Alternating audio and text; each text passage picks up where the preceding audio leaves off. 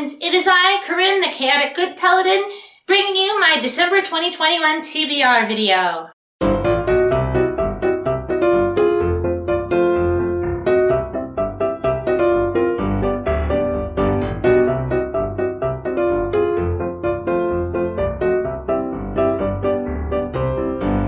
So, if you'll notice, I didn't post a TBR video in October or November.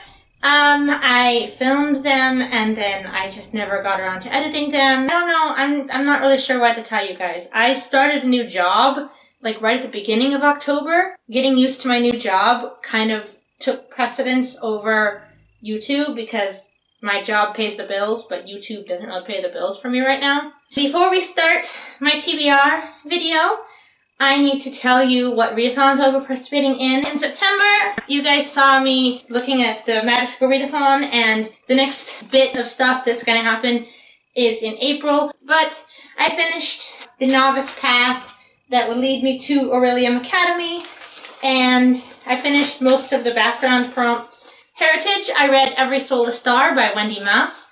Did not enjoy it at all, but it technically counts because I finished it all the way to the end. Province, I never set a province book because nothing from my September TBR I was using them all for like the novice path prompts. During my little mini hiatus from YouTube, I picked up Golden Hand by Garth Nix. This is book 5 in the Old Kingdom series.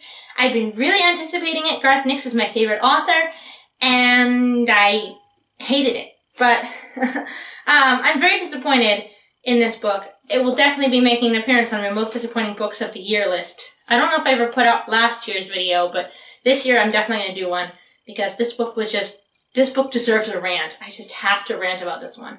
But still, it's a book from an ongoing series, which means if I say that my character is from Carador, the province of Carador, I can use this to count for it, and I don't have to worry about that prompt anymore. So I'm going to use this, and my elf character, Nia, is officially from Carador. The last remaining prompt I have for like my background that I have to finish before I am able to attend school is deciding whether or not she's going to be a wildling elf or an urban elf. I'm thinking that her foster father lives like on the outskirts of town, so that's kind of like the suburbs. I think I'm going to try and get a book set in a forest or mainly outside, and then if I really, really can't, we'll just make her, I don't know. I'll try and get a book set in a forest. If I have to, I can always just reread the Enchanted Forest Chronicles because I've been wanting to reread that series for a while. I've looked at readathons that are happening this month, and there's nothing really that's going on this month that I would like to participate in. So I'm just going to try and finish my magical readathon prompts and read some stuff that will be good for my end of year lists. Maybe I'll read some books that are like 5-star predictions because I don't have very many 5-star reads that are going to be able to make up like a favorites list. This year was kind of crap for me for reading wise. I'm really in a fantasy mood right now. I really want to read some like epic sword and sorcery, like Lord of the Rings style fantasy stuff. Not even like weird whimsical fantasy, but like chosen one goes on quest to destroy Dark Lord kind of traditional fantasy. I keep thinking I've shown you guys this. Also, I just realized you guys haven't seen my new bookshelf yet. I got a new bookshelf. Isn't it so nice? I still have my old bookshelf. It's here out of frame. It's over there on that side where you guys can't see it. It's now become my TBR shelf. It looks really nice, and I'm really happy with it, and it's really pretty, and I love it, and it's my new favorite thing. And then I moved all my TBR books to the other bookshelf that used to be my rainbow shelf. From my September TBR that you saw, I finished every single book except for the Lord of the Rings, Weapons and Warfare. And so I carried it over into October, and since I was like halfway through with it, I was like, oh, I don't have to read a punishment book for this one. But I finished it in November. I was carrying it over all the way to November, and I finally finished it in November. So that means I don't have to read any punishment books for this month. My rule for the new TBR game is that if I leave at least one of my books unfinished from what I say I'm going to read for my official TBR, I have to pick out a punishment book from my little punishment books. They're all like really long books like Mistborn and Game of Thrones and stuff, and books that are scary for reading that I do want to read. That's why they're still on my shelves, but they're scary books. There's a few books I got my eyes on this month. One book is Terciel and Eleanor by Garth Nix. I know, I hated Golden Hand. I gave it 2 stars, but I still have faith for this series. Garth Nix is still my favorite author. I'm very excited about this one. He I think he just released this one in like November-ish. And it's the story of Sabriel's parents. Sabriel being the main character we met in book 1. Her parents meeting and falling in love. And there was a line in book 1, actually. In the prologue, we saw a scene of Sabriel's mother dying while giving birth to her, essentially. There was a line in that scene where he's looking at the body of his dead wife, and he's like, she would have lived if she had loved another, but alas, she did not. And I'm just really curious about the meaning behind that line. I'm hoping we get an explanation in this book. I really have high hopes for it. I've seen great reviews for this one. I'm really excited about it, and I cannot wait to dive into it. So I'm definitely going to try and fit this one in somewhere in the game. Another one I'm looking forward to adding to my TBR is some series continuations. So Snowfall and Dragonfire by Salamanda Drake, specifically this one because it's set in Yuletide, which is like the winter festival, essentially, so it'll give me some nice winter Christmas vibes. And Magician's Reckoning by H.L. Burke, which is the third and final book in the series, which I need to finish this series. Oh my god, I need to finish the series. I saw the description for this book for the first time, and I messaged H.L. Burke, because she and I are friends on Twitter, and we're writer friends too, so we like exchange each other's work and give feedback. And I was like, are you gonna hurt me with the book 3? And she's like, probably. It's probably gonna hurt you. And I'm like, yes, I can't wait, because I am a sucker for punishment. I'm also have made one more change to the game. I'm going to increase the number of books I choose per month. I was choosing 6 books every month, and I've noticed I'm not getting a lot of reading done. I mean, I'm reading all the books. I'm reading all 6 books, but then I end up with like a full week at the end of the month where I'm just not reading anything, and I haven't read very many books this year overall. So I'm going to try choosing 8 books this month, see how it goes, see what my reading is like. And then if it works out well, then in the new year, I'll start doing 8 rolls. So I'm going to do 8 rolls for this game as like a test month, just to see how it works out for me. Wow, I feel like that was a really long intro. So let's go ahead and set up the game and get started, huh? I have my little blue couch. And whoop, I guess we'll start from right there. Roll number 1 is a 2. 1, 2, and get adult. Or 1, 2, and get a contemporary. Let's go contemporary. 1, 2. Okay, contemporary, and our prompt is a book with a trope you hate. Okay, book number 1 is to choose a contemporary with a trope that you hate. And I think this one counts. I've been really looking forward to reading it for a while because the cover is red and the spine is green, so it kind of gives me Christmas vibes. The cover looks like it could be like a really cute, fluffy romance. The descriptions I've read on this book on like Amazon and Goodreads and stuff are about like a boy goes to work at a theme park and falls in love with another boy, and it's queer. And I'm like, oh, this is going to be a cute queer romance. But then the first chapter is the boy is getting questioned by a detective, and he's afraid the detective is going to, like, accuse him of some wrongdoing. And I'm like, is this trying to be a thriller mystery or a fluffy contemporary? I don't know. So that's one trope I hate, is when the cover looks like it's going to be like a fluffy romance thing, and then it turns out to be like trying to be like all dark and gritty. Another trope I hate is when it's written in first person present tense. D.I. Griffin nods. Okay, I guess that sounds fine. It's not like I have to hide anything. So I really don't like first person present tense, so that's another trope I don't like. Another trope I don't like is jumping back and forth in time. So at the very end of the chapter, he's getting interviewed by a police investigator, and then chapter 2, he like jumps back in time and there's like no connection between these 2 chapters to be like, this is how this chapter connects. So that's another trope I don't like. So it has 3 things I don't like in terms of tropes, but I still have high hopes for it. So this is my choice for book number 1. As I said, it's a book about a boy who goes to work for a theme park and then falls in love with another boy. It's queer. I'm wondering if maybe I'm not going to like this, but I'm just going to not have any expectations, and I'm just going to read it and see what it is. Okay, roll number 2 of the game. 1. So we can go green for fantasy or yellow for genreless. Let's go green for fantasy. And the prompt is a book, can you see that? A book out of your comfort zone. Book number 2 is a fantasy out of your comfort zone. A fantasy out of your usual comfort zone. Now see, the thing is that like all fantasies are in my comfort zone because fantasy is my favorite genre. This book is an urban fantasy, I believe. It's also written in first person, which we've already established. I don't like first person. It's first person past, so it's not as bad as first person present tense. But still, first person kind of grates on me after a while. So that's out of my comfort zone too. And it's urban fantasy. It's about fae, and I don't really usually read urban fantasy with fae, but it is a book that is the debut novel of an author I've already read and enjoyed a book from her. So I'm very confident I'll like this one. The cover is gorgeous. I have good feelings about this one. I loved the sophomore novel I read of hers. She's definitely going to be another favorite author of mine, and I'm planning to pick up more books from her. So the book I've chosen for Out of Comfort Zone Fantasy is An Enchantment of Ravens by Margaret Rogerson. As I said, I loved Sorcery of Thorns. It was her sophomore novel. This is her debut novel. And I just really like her writing style. She writes really good characters and really good worlds. I just really like it. So I'm gonna give it a try. I picked it up on a whim after loving Sorcery of Thorns, which I gave, I think, 4.5 stars, was it? Yeah. So I'm very excited about this one. I can't wait to dive into it. I'm sure I'm gonna love it because I love her writing style. Roll number 3. 6. So we can go 1, 2, 3, 4, 5, 6. Genreless. 1, 2, 3, 4, 5, 6. Contemporary. 1, 2, 3, 4, 5, 6. Fantasy. 1, 2, 3, 4, 5, 6. Kidlit. 1, 2, 3, 4, 5, 6. Adult. So we got a good choice. I think I'm gonna go up for the genreless one that was up here. So 1, 2, 3, 4, 5, 6. 1, 2, 3, 4, 5, 6. Genreless. And the prompt is a book that is hyped. People kept recommending it on Twitter and stuff, and the title also is Twitter related.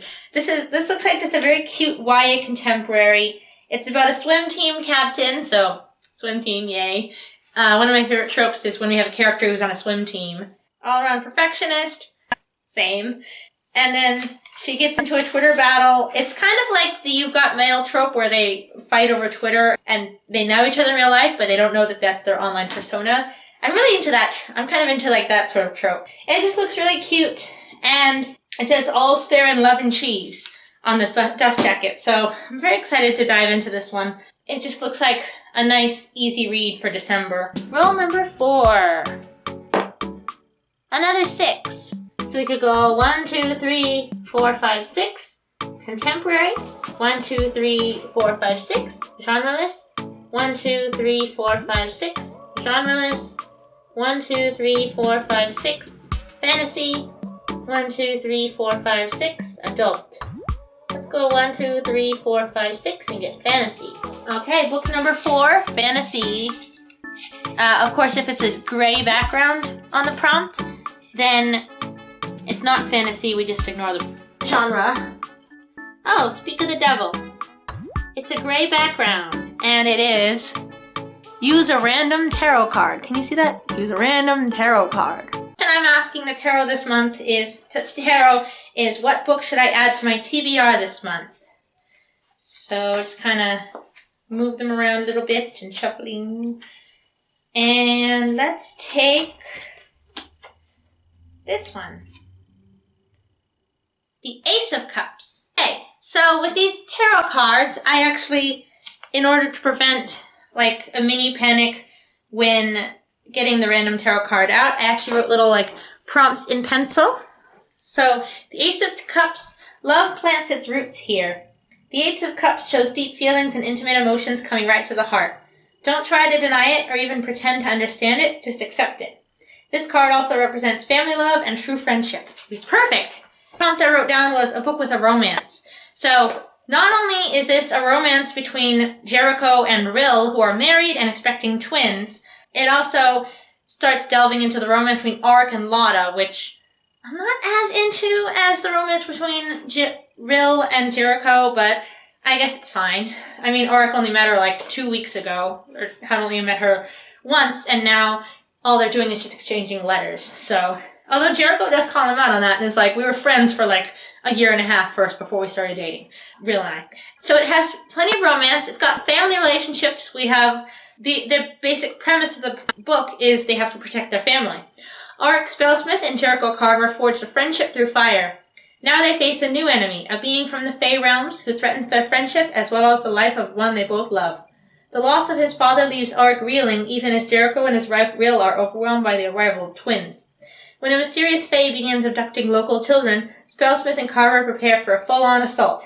An attack close to home derives a sudden wedge between Jericho and Rill. With his friend's heart and confidence shattered, Auric steps up to defend their fractured family.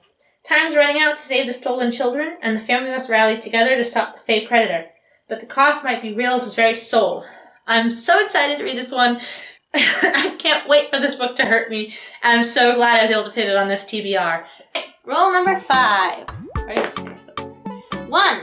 So you can go up here to contemporary, or down here to adult, or over here to genreless. Let's go to genreless. I'm in a really big fantasy mood lately, and I'm kind of scared of adult fantasy still.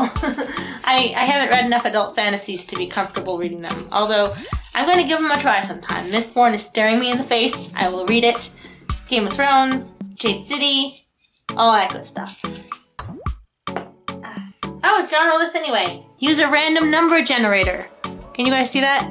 Random number generator to pick a book. Book number 5 is to use a random number generator to choose a book. Siri, pick 1 or 2. If she picks 1, we'll choose this shelf, and if she picks 2, we'll choose the books on the desk. Hey Siri, choose a random number 1 or 2. A random number between 0 and 100 is 9. Not between 0 and 100. Hey Siri, choose a number 1 to 2. A random number between 1 and 2 is 2. 2. Okay, so we're going to get the desk books. So these books are just basically books that I got at the thrift store that don't really fit any other prompt in the game. And down here as well, we have some more thrift store books. And then at the very end here, we have indie and Japanese books. So now we have to have Siri pick another number 1 or 2. Hey Siri, choose a number 1 to 2. A random number between 1 and 2 is 1. 1. Okay, so it's this top shelf right here. Perfect. So now we're going to have her choose, we're going to count the number of books on the shelf and then have her choose a number for that book. And there's some books on here that are like part of a series. So if I choose like book number 3 in a series, of course I will go back and choose book number 1 instead. But we have 1, 2, 3, 4, 5, 6, 7, 8, 9, 10, 11, 12, 13, 14, 15, 16, 17, 18, 19, 20. Choose a random number 1 to 20. A random number between 1 and 20 is 19. 19, okay. So this was number 20. Oh, nice. All right, the book Siri chose for us is The Magician's Lie by Greer McAllister. Look at this gorgeous red cover. Isn't this so pretty? I am a sucker for books with red covers. This is an adult thriller, actually. So it's very much out of my comfort zone. I don't really read very rich thrillers. And it's about a magician who is I believe it's also set in 1970 or something. 1905. Whoa, this is set right around the turn of the century. And a magician performing at a show is accused of killing her husband as part of the final act. And I don't know anything else about this book. I bought it at a thrift store like 3 years ago and I forgot I had it. The amazing Arden is the most famous female illusionist of her day, renowned for her incredible trick of sawing a man in half on stage. One night in Waterloo, Iowa, with young policeman Virgil Holt watching from the audience, she swapped her trademark saw for a fire axe. Is it a new version of the illusion, or an all-too-real murder? When Arden's husband is found lifeless beneath the stage later that night, the answer seems clear. But when Virgil happens upon the fleeing magician and takes her into custody, she has a very different story to tell. Even handcuffed and alone, Arden is far from powerless, and what she reveals is as unbelievable as it is spellbinding. Over the course of one eerie night, the magician will need to pull off one final act, this time with her life at stake. It looks so super good, and I cannot wait to dive into it. I'm so curious as to whether or not she actually killed her husband and why. My prediction is that it's like a domestic abuse sort of case, and she killed him because he was abusing her, and now she can be free from his control. Book number 6. 2. So you can go 1 to contemporary, 1 to contemporary, or 1 to adult. Oh. Okay, let's go to adult.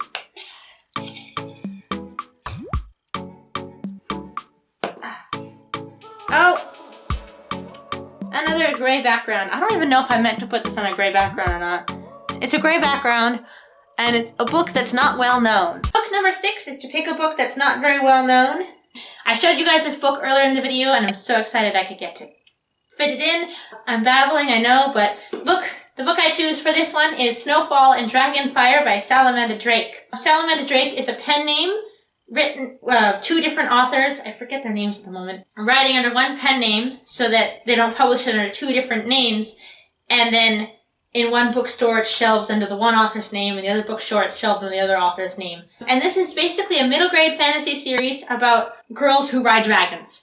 If you want a really cute fantasy series, this is your series. If you're a dragon lover like me, if you want a cute middle grade series like me, this is just really cute. If you want a good father-daughter relationship, Kara and her father, I love the development of the relationship over the course of the series. It gives me all the Christmassy vibes, all of the seasonal Yuletide vibes. But yeah, it only has 13 ratings and 2 reviews on Goodreads, so it's definitely not very well known. Number 7. Keep getting little numbers. 3. Like I said, we keep getting little numbers. So we can go 1, 2, 3, contemporary, 1, 2, 3, kidlit, 1, 2, 3, genreless, or 1, 2, 3, kidlit. Let's go to kidlit. 1, 2, 3. And the prompt is...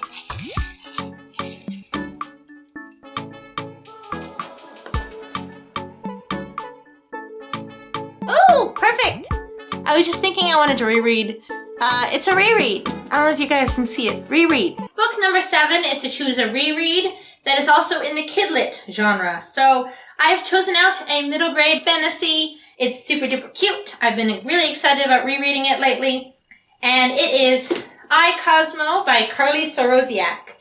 I read this one for the first time last year, and it appeared on my favorites of 2020. And it's just so adorable. This book has a little something for everybody. Do you like dog books? Cosmo is the best doggo. Do you like books about competitions? They have a dance competition that they go to together. The whole plot of the book is that they're going to this dance competition with he and his owner are doing a dance competition for owners and dogs together. Do you like books with friendships? Good friendships? Cosmo and Max are the best of friends. His owner Max. Do you like books narrated by animals? Cosmo is the best doggo. We've already established this. This is just the cutest book, and I love it so much. And it should just give me all the warm and fuzzy feels for Christmas. Because in my family, we celebrate Christmas, and it's supposed to be like sort of a time to like celebrate family and togetherness and stuff. So it'll give me all the warm and fuzzy feels for Christmas, and I'm very excited, and it's just going to be so cute again. And the last roll of the game, 5. So we can go 1, 2, 3, 4, 5, genreless. 1, 2, 3, 4, 5, contemporary. 1, 2, 3, 4, 5, kidlit. 1, 2, 3, 4, 5, genreless. 1, 2, 3, 4, 5, adult. 1, 2, 3, 4, 5, kidlit. 1, 2, 3, 4, 5, kidlit. Let's go to... I can't be scared of adult forever. 1, 2, 3, 4, 5. Adult. And our prompt is... Oh! Again, it's another gray background. I'm sorry I have so many gray background prompts. Because of autism, I panic easily about having to choose. I'm not good at decisions, which is why I have a TBR game in the first place to decide what books I'm going to read. And when I was doing like my Lord of the Rings game and stuff, I noticed that on the very specific prompts, I would get really, really panicked and not be able to choose anything. So I wanted to make it a little easier on myself. Plus, this one is genreless because Garth Nix doesn't write very much like contemporary or anything. So, a book by Garth Nix. The final book in the TBR is to choose a book by Garth Nix, and you guys knew this was coming. I haven't chosen it yet, but I showed you at the beginning of the video that I wanted to read it, and I bet you guys have been waiting and waiting and waiting. So the last book, here it is. It is Tertial and Eleanor by Garth Nix, which I think I showed you guys at the beginning of the video too. This is a book that's a prequel to the main series about Sabriel, the main character in book 1, about her parents and how they fell in love. And I'm very excited about it because it'll probably reveal the mystery of the line that Abhorsen is like really mystical and philosophical about, like, oh, she would have lived if she had loved another, and I need to know what that meant. I know I just gave book number 5. This is book number 6 in the series. So book number 5 was Golden Hand. I know I just gave that one 2 stars, but this one I have very high hopes for. We have Mogget on the cover. Look at that, that's Mogget. I love Mogget so much. He's my favorite character in the series, besides Liriel, who is my baby. But he also wrote Clariel, which I'm pointing to right here, as a prequel, and it was about a lost Algorson from like 500 years before the main series, and I loved it so much, and I gave it 5 stars, so I have very high hopes for this one, too. I'm very excited about it. I can't wait to get into it. Oh my god, I'm so excited about this entire TBR. Actually, I already told you guys about the plot of this book, so I'll tell you guys a story of how I got this book. I was super excited when I follow Garth Nix's social media because he's my favorite author. So when he announced his newest book, I was super excited about it. I immediately put in a pre-order of it through Bookshop because I was trying to shop indie whenever possible. A couple months ago, I was like, oh, I've never pre-ordered Garth Nix's book yet. I have to pre-order it. So I pre-ordered it through Books Inc. And because I pre-ordered it through 2 different indie bookstores, they didn't warn me. They didn't be like, oh, you've already ordered a copy of this book. It's already on the way. Do you want to order another one? Like, they didn't tell me that I already ordered it because it was 2 different bookstores. So then I ended up with 2 copies. So now, guess what else I have? I have 2 copies of the same book. I don't want to return it get my money back at this point. I'm like, I'll just support Garth Nix. I like him. He's my favorite author. So I'm assuming, I'm betting this one's going to be 5-star prediction. So if it is, I may give this one away on my Twitter or something. As like an end of the year giveaway to celebrate. Be like, give away my extra copy of Tertial and Eleanor. I don't know, I haven't decided what I'm gonna do with it yet. I'm excited about it. I can't wait to dive into it. I'm so excited. Yay. So here are all of the books I'll be reading in the month of December. I am very excited about these. I cannot wait to dive into them. If I had to guess, the ones that are gonna end up being like my favorites from this month are gonna be Magician's Reckoning, Tertial and Eleanor, and Snowfall and Dragonfire. Those are going to be like the standout 3, but I'm expecting to love all of these books, which is good because the past couple months I've been reading a lot of books just sort of on my own, and they've all been like 2- and 3-star reads.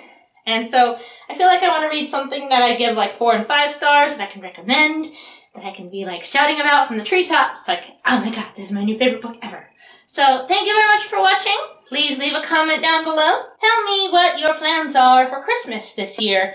If you celebrate Christmas, or what you'll be doing during the month of December, what holiday you celebrate, and how you celebrate it. Any traditions you like. My favorite tradition is on Christmas, my dad cooks really nice fancy fish dinner for us, usually crab, if it's available, and we eat crab for Christmas. And that and decorating the tree are 2 of my favorite traditions that we do together.